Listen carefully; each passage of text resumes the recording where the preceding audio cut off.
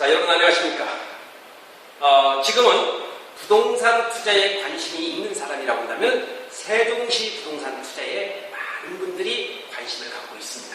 저는 한마디로 세종시의 부동산 투자는 미래의 꿈을 사는 행위라고 규정을 짓고요. 그럼 왜 세종시 부동산 투자가 돈이 들 것이며 후일 장래의 미래 가치가 왜 풍부한 것을 지금부터 6가지의 핵심적인 포인트로 해서 정리를 해드릴 수 있도록 하겠습니다.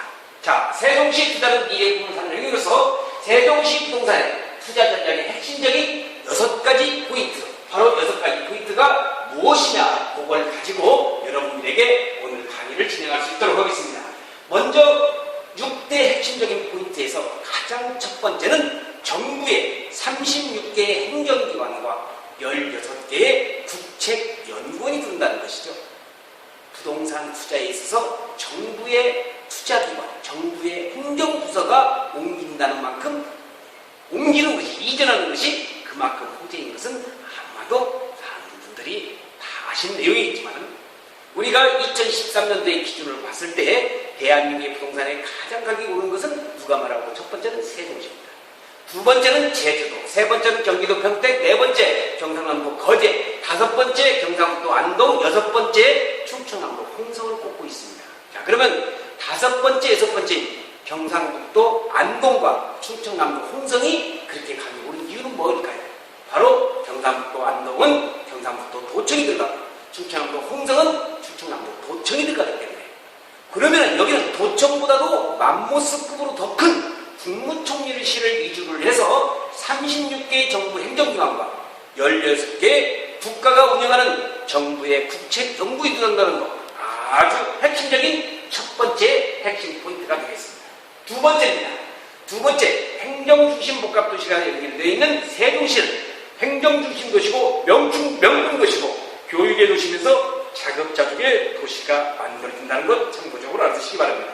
세 번째입니다. 세 번째는 어떤 부동산 투자를 할 때 도로와 철도, 도로가 뚫리면 자동차 속도가 빨라지는 만큼 그만큼 부동산의 가격 상승 속도 빨라지는 것이죠. 도로, 철도의 건설. 네 번째입니다. 네 번째는 인구의 증가와 예산이 확보됐다는 겁니다. 우리가 부동산 투자에 있어서 꼭 하나 머릿속에 이 영상을 시청하고 계신 분들이 첫 번째 머릿속에 하나 꼭 리마인드해야 할 것이, 어떠한 부동산, 아파트를 투자하든지 상가를 투자하든지 또는 공장, 땅을 투자하든지 간에 그 지역에 투자할 수 있는 여건 중에서 그 지역의 인구가 늘어나느냐 안 늘어나느냐. 부동산에 있어서요, 부동산의 가격 상승은 인구가 늘어나면 반드시 부동산 가격 상승이 이루어지는 것이고, 인구가 줄어든다고 하면 부동산 가격은 하락하는 것이 바로 분별의 진리라는 것도 참고적으로 알아두시기 바랍니다. 그렇기 때문에 하다못해 우리가 어디에 부동산, 어느 지역에 부동산을 투자를 한다고 할 때 아파트 사든지 빌라를 사든지 상가를 사든지 간에 그 지역의 인구가 증가되는지 안 되는지 우리가 인터넷상에서 요즘은 통계로 다 볼 수 있다는 것도 참조하시면 아주 좋은 자료가 될 겁니다. 다섯 번째는 환경이 강하고 앞으로의 부동산의 가치의 미래 가치는 가장 우리가 평가를 해주는 것이, 종전까지는 인구의 증가나 도로의 교통 이런 것을 많이 따져줬지만은 이제는 뭐냐, 바로 환경, 그린파크입니다. 얼마만큼 녹색 비율이 되어 있느냐. 그래서 분당을 개발할 때 분당 신도시가 그렇게 개발된다고 좋은 기회가 있지만 29%의 녹지율과 경기도 수원시에 있는 340만 평이 개발되는 광교 신도시 바로 38%의 녹지율. 그만큼 좋은 거죠. 그러나 이 세종시는요, OECD에서 따르는 53%의 녹지율을 자랑하기 때문에 최고의 앞으로의 미래의 가치는 밝다고 여러분들에게 자신있게 말씀드릴 수가 있습니다. 여섯 번째는 각종 산업단지 위치와 바로 각종 편의시설이 든다는 이런 6가지 핵심적인 포인트로 인해서 앞으로 세종시의 부동산은 그만큼 미래 가치가 풍부하다는 것을 여러분께서 알아두시고, 이제 하나씩 세분해서 여러분들에게 한번 보여드리면 정부 세종청사입니다. 자, 여기 나오다시피 36개의 중앙행정기관과 16개의 국책연구원이 2014년까지 이전이 완료돼서 아주 명실공히 대한민국 내에서도 행정중심복합도시의 면모를 갖출 것이라는 것을 여러분이 알아주시기 바랍니다. 자, 정부 세종정책 조항도가 나와 있고요. 자, 현재 정부 정책 36개 중에서 여기 1단계 22년도에 다 들어왔죠. 2013년도에 2단계 다 들어왔습니다. 이번에 3단계 금년 2014년 바로 12월 달에 법제처와 국민권익위원회라든지 국세청 또는 119 소방본부라든지 또는 우정부 이런 것이 들어온다고 한다면 이제 3단계로서 명실공히하게 15,000명의 공무원, 가족 숫자가 아니라 순수한 공무원 숫자만 15,000명이 이 안에서 근무하겠다는 아주 핵심적인 첫 번째 포인트가 되겠습니다.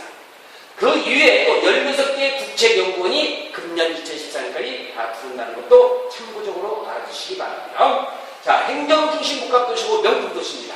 앞으로 대한민국은요, 우리만 살다 가는 것이 아닙니다. 바로 우리 후손들한테 이 화려한 금수강산을 어떻게 해요? 길이길이 보존하기 위해서는 우리가 녹색 그린판 그 난개발을 방지하는 것은 물론이와 국가균형발전 차원에서도 반드시 이루어져야 하는 것이 바로 행정중심복합도시와 기업도시와 혁신도시라는 걸 알아두시기 바라면서, 자, 그러면 이 세종시가 왜 명품도시냐? 바로 여기 나와 있는 호수공원이 있습니다. 이 세종시에는 현재까지 1기 신도시였던 일산 신도시가 호수공원으로서 제일 큰 도시, 호수공원이었는데, 행복도시 내에 있는 이 호수공원이 일산에 있는 호수공원도 1.08배가 더 커가지고, 그래서 완공이 돼서 여기에 둘레길도 아주 명품이 될 수 있고, 자, 명품도시가 되기 위해서는 어느 세계적인 명품도시도 조사 분석을 해보면요, 산과 강이 끼어 있습니다. 우리 한강만 하더라도, 서울만 하더라도 한강에 38개의 대교가 있듯이 이 금강이, 현재 금강이 실제 모습입니다. 이 한두리 대교의 야경의 실제 모습인데, 금강을 중심으로 해서 6개의 대교가, 우리가 황달의 대교라든지 금강대교라든지 금빛 여울대교라든지 이런 대교가 지금 속속속 만들어지고 있다는 걸 참고적으로 알아주시고요. 자, 여기는 국립도서관입니다. 작년 12월 달에 완성이 됐습니다. 그래서 이 국립도서관이라는 것은 서울 서초동에 딱 하나 있는데 부산에도 없습니다. 바로 세종시의 국립도서관에 개관이 돼서 많은 사람들이 찾고 있는 거죠. 자, 이는 호수공원 내에 있는 무대의 섬이 되겠습니다. 작년 12월에 바로 KBS는 열린 음악회가 열릴 정도의 웅장한 모습으로 되어 있다는 것도 참고적으로 알아주시기 바랍니다. 자, 교육의 도시가 되겠습니다. 36개의 초중고등학교는 물론이와 외국고등학교, 국제과학고등학교, 국제예술고등학교, 여기다 플러스 알파를 해서 카이스트, 고려대학교, 미국과 호주에 있는 유수의 대학들이 앞으로 올 수 있는 이런 대학교가 들어온다는 것도 참고적으로 알아주시고요. 자, 현재 세종정부청사가 완성이 돼서 여기에 근무하고 있는 실제 모습도 같이 한번 보셨으면 더욱더 좋겠습니다. 자, 행정중심복합도시의 명품도시로서의 이 세종시는 바로 도시기본계획에서 바로 이런 빨간색의 개발축입니다. 자연녹지축이 있고 녹지축, 보전축이 있다는 이런 것을 이제 보면서 앞으로의 부동산 투자는 우리가 주먹구구식으로 도로가 뚫리니까 뭐 가격이 오르겠다 이런 것보다도요, 우리가 알아두셔야 될 내용은 바로 이런 도시기본계획에서 과학적인 투자 방식으로 해서 빨간 것이 있는 요선 쪽으로 해서 개발이 주고 있는 이 주변의 부동산 투자를 하는 것도 하고, 이런 보존축과 녹지축이 있는 개발의 상승 속도가 틀리는 것이죠. 그래서 이런 도시기본계획과 같이 여러분들이 투자를 하신다고 한다면은 누구보다도 재빠른 부동산 재테크에서 남들보다도 더 수익성이 있는 바로 환가가 될 수 있는 부동산을 취득할 수 있다는 것도 참고적으로 알아주시기 바랍니다. 도시교통 시스템입니다. 아까도 한번 얘기했던 BRT 도로로 되어 있고요. 자, 여기 전체적인 8개의 이런 주요 간선도로가 있는데, 여러분께서 알아두셔야 될 내용은 이 도시는요, 우리가 지금 경국도를 타고 내려오다가 천안 논산간에서 정안아시로 빠진 도로가 바로 이런 겁니다. 자, 그 다음에 북공주, 남공주로 빠지는 거, 대전 유성 쪽으로 빠지는 거, 대전 대덕, 그 다음에 청원 쪽으로 빠지는 거, 청주 오송, 일본 국도에서 조천으로 빠지는 이런 도로가 있다는 것도 여러분들 참고적으로 아세요. 제가 도시계획을 25년 연구하면서 느끼는 건데, 이렇게 부동산에 있어서 새로운 도시를 만드는 데 있어서 거미줄 마냥 이렇게 도시교통 시스템을 잘 갖춰놓은 데는 없다는 것도 참고적으로 알아주시기 바랍니다. 좀 더 자세히 말씀드리면 이런 도면이 다 이렇게 상세하게 나와 있고요. 하나 더 알아두셔야 될 내용은 바로 이겁니다. 도시와 철도를 이제 중심적으로 도로와 철도를 중심적으로 분석을 해놓은 것인데, 우리나라의 경제의 대동맥을 차지한 것은 누가 뭐라고 해도 바로 경부고속도로가 되겠습니다. 근데 이 경부고속도로가 지금 어떻게 돼요? 저도 일주일이면 강의와 집에 올라가야 되면 일주일에 2번 서울 올라가다 보면 수업만 지나고 나면 경북도로 꽉 막혀서 동맥경화증이 걸립니다. 이 기름 한 방울 안 나오는 대한민국 땅에서 수업만 넘었으면 이 고속도로에 기름을 뿌려야 되고 우리 맨아웃 시간적인 낭비가 또 얼마나 많습니까? 그래서 새로 만들어진 도로가 바로 이 도로가 되겠습니다. 이게 뭐예요? 제2경부고속도로가 되겠습니다. 그리고 어떠한 도시가 발전하기 위해서는 반드시 일각순환고속도로가 만들어집니다. 자, 일각순환고속도로가 이렇게 행복도시를 중심으로 해서 대전으로 해서 쭉 우리가 새로운 지금 고속도로 지금 계속 진행되고 있고, 그러면 만약에 여기가 인터체인지가 생긴다. 여기에 그러면 교육이라든지 물류센터라든지 산업단지가 들어서면서 이런 주변이 앞으로 부동산의 상승이 계속적이 될 것이고, 이 도로만 가지고도 하나 여러분이 말씀드릴 수 있는 내용은 꼭 알아두셔야 될 것이 바로 이 대전입니다. 대전에서 바로 여기까지 해서 여기 간성역이라고 있습니다. 지금 대전의 지하철역이 연결되어 있는데 앞으로 여기에서 여기를 연결시키고 여기가 바로 조치원역이 되겠습니다. 조치원역에서 연결시키면은 연결해서 서울까지 올라가는 바로 철도가 되겠는데, 자, 여기에 나와 있는 노선은 KTX라는 거 참고적으로 알아두시면서 철도에 관한 내용 잠깐 말씀을 드리면 이 내용이 되겠습니다. 소정역, 전이역, 전동역, 서창역. 그럼 저건 무슨 역입니까? 자, 여기는 지금 현재도 새마을로 무궁화가 달리고 있는 노선입니다. 여기는 이 소정역, 전이역, 전동역, 서창역은 뭐냐? 옛날 비둘기호가 다닐 때 멈췄던 역인데 지금 현재 역사는 그대로 살아 있습니다. 단지 멈추지를 않아서 그렇지.